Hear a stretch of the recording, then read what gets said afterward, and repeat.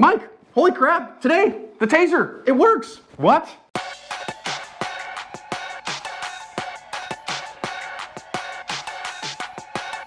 Hi everyone, welcome to today's bonus badge cam lesson here at Active Self-Protection. I'm your host, John Correa. I'm your co-host, Mike Williver. Today's video comes to us from the Wilshire Division of the Los Angeles Police Department. Today's video is sponsored by Backstreet Surveillance, Active Self-Protection's trusted source for home and business surveillance. They offer free expert system design and quotes using their Backstreet Surveillance System Design Tool to help you build the perfect system for your application. They also offer nationwide professional installation, remote smartphone monitoring, and their revolutionary 360 4K camera to help you keep track of and protect that which you love. Check them out at the link in the description and thank them for bringing us today's video. Two separate 911 calls have come in here to LAPD. The first one, somebody reporting a guy walking down the streets of Los Angeles with multiple swords, which you can see here. A second one for a call of a woman who is badly stabbed. Now that's going to turn out to be this guy's mom. It's a quick acting one. Let's see how these officers handle him. Put it down! Put it down! Put it down! Hey, back up, you people!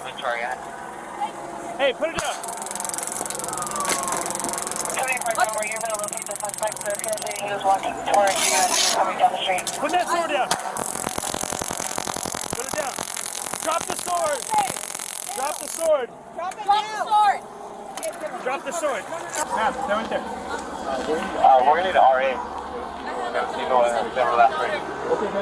Where are you bleeding from?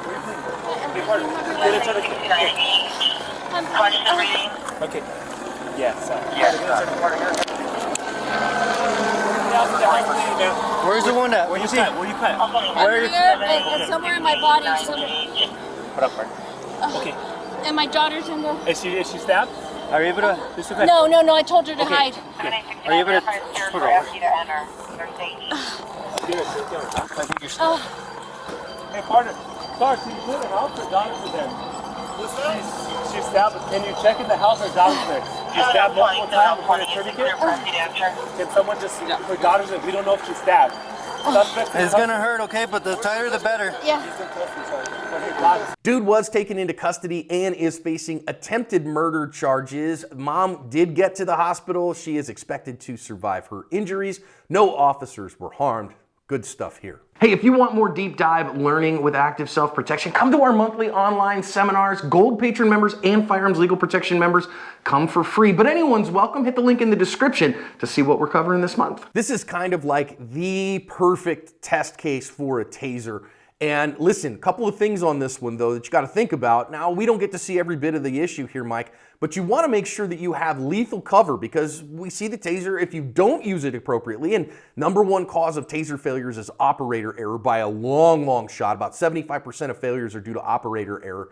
And so, you want to have lethal cover in case you screw it up. And I can't tell that in this case, but I do love the fact that they try to get this guy into custody and do succeed without having to shoot him. Yeah, I think what we're talking, we say operator error about a taser. What we're talking about is imprudent use. There's times when it's not a good idea to use. We've talked about this 1,000 times, but this guy is just the right distance. He's presenting face forwards. You have a nice big center of mass shot or the wide chest and torso area. Additionally, he's not wearing any baggy clothing. So this is, as you said, John, it is the perfect case. Now, we talk about lethal cover. John and I assume that this officer's partner is on the driver's side providing that cover. Now, with that said, understand the officer whose badge camera we're watching is well within policy and his rights to have a gun out right now. There'd be nothing wrong if he had a gun out. I would not blame him. I would not judge him for it because this person is terribly close with two edged weapons, but he's already used them. So he has shown means, opportunity, and intent like you read about. And so now this officer is brave enough, in my opinion, to have the taser in his hand and try to end this peacefully. So kudos to him for that. Kudos to him for that. And when we say this is kind of the absolute best use case because we didn't see any of the operator errors here. And as the barbs go, I want you to see exactly what the officer saw here. You have more than 12 inches of spread. You have a split the belt line. So, and we have a suspect who is, at the right distance. So at the right distance, not wearing heavy clothes, 12 inches of prong spread, split the belt line.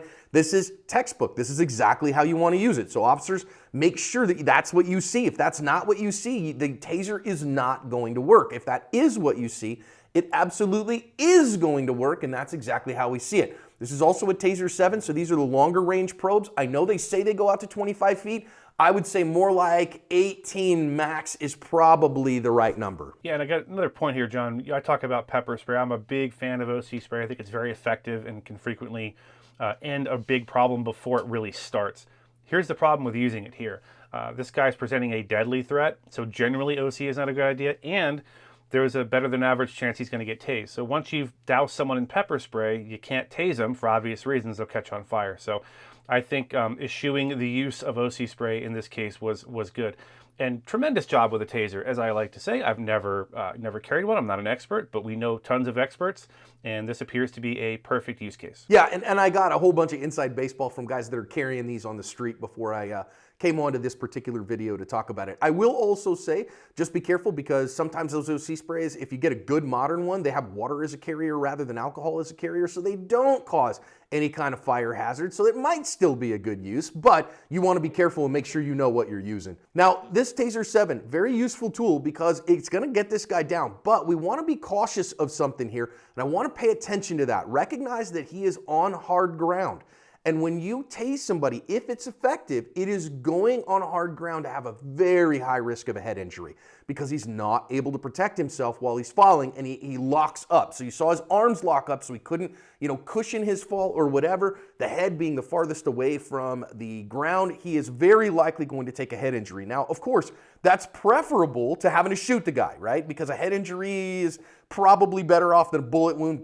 But, this is why we say there are limiting factors of when you want to use a taser.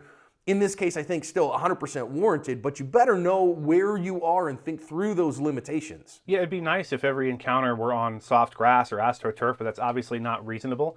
Most police encounters like this happen on a street or a sidewalk. So just know that, officers, deputies, when you use something like that on a hard surface, once ever the dust is settled, you want to check your suspect once he's in custody for any kind of head injury, a cracked skull, a big lump, and get him the appropriate medical care if that is the case. I mean, this guy armed with 2 swords, advancing on officers, clearly in marked cars here.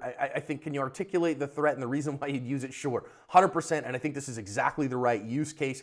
I just want to make sure that as we're really talking about this, that we recognize, hey, you got to have those things in place. It's not just tase somebody because you feel like it, because it'll make it easier to take them into custody.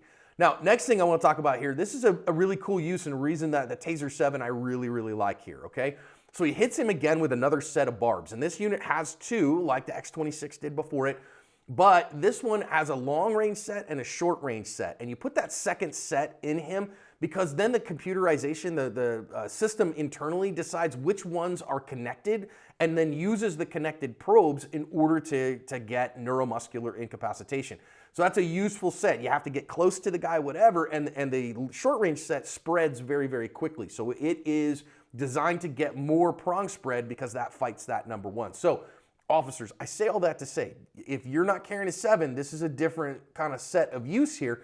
Recognize that for what it is, but giving the guy a second ride because he hasn't put the second sword down yet is a very useful tool. Yeah, and I got to say, John, people need to understand, I know this much about tasers, and that is, it's quite literally an on-off switch. The moment it hits and it affects, it has that neuromuscular incapacitation, and the second it stops giving that electronic pulse, it stops working and it stops doing its job. So I've seen in the field people, task force officers who use tasers, who use it initially, and the person, for whatever reason, needs a little bit more. In this case, he needed a little bit more so we can get in there while he was still incapacitated and drag that sword away. So I think this might be the best use of a taser I've seen. And I just want to say, as an aside, I think this officer may be the first member of the Special Pants Brigade Taser Division. Yes, the Taser Division, I think he got it, and great use of Pikachu's joinder juice here. Gave that guy exactly the right amount of Ride the Lightning. Now, second call here, officers, big thing I want you to think about is carrying stout medical on your person.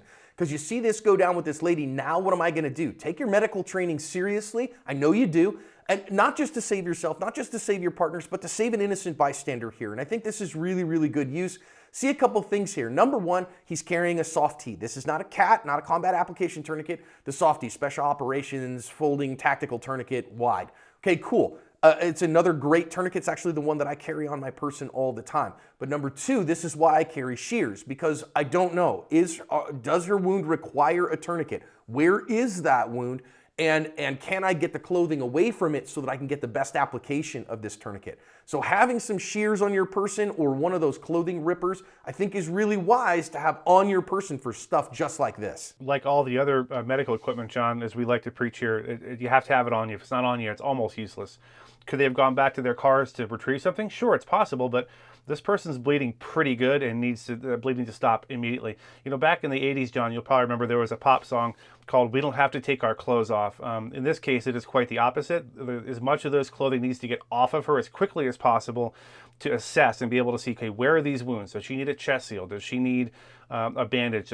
A wound that needs to be packed or whatever? Because the fact that her hand has blood on it, there might be blood running down her arm, or it might be that she touched the wound and now her hand's covered in blood. So getting as much of the clothing off as you can. It's awkward and embarrassing for the victim, but it's way better than dying, bleeding out from a sword wound in the front yard.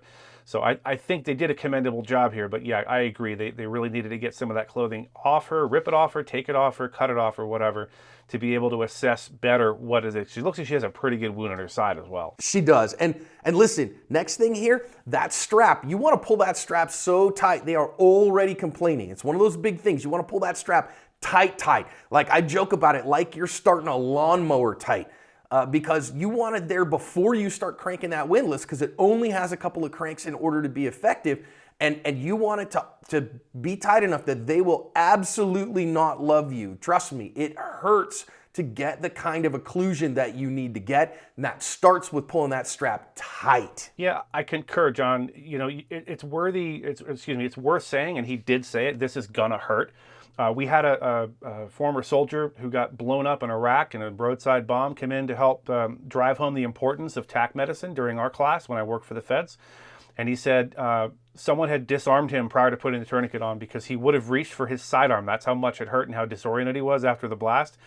In this case, John, I can't say enough about these officers. Great job, LAPD. First of all, to stand in the breach with a person who's already stabbed someone with a taser to try to spare his life is, in my opinion, above and beyond. This officer should get a commendation from his department for that. And I'm not saying officers, I'm not saying you should do this necessarily. If you feel like your life's in danger, do what you need to do in the moment. But this officer went above and beyond to help save this young man's life, this troubled young man. So now he can go to jail and hopefully find Jesus. And in the case of this woman, they did just enough. What they had to do to prevent her from dying. Great job all the way around. LAPD, once again, you covered your ass.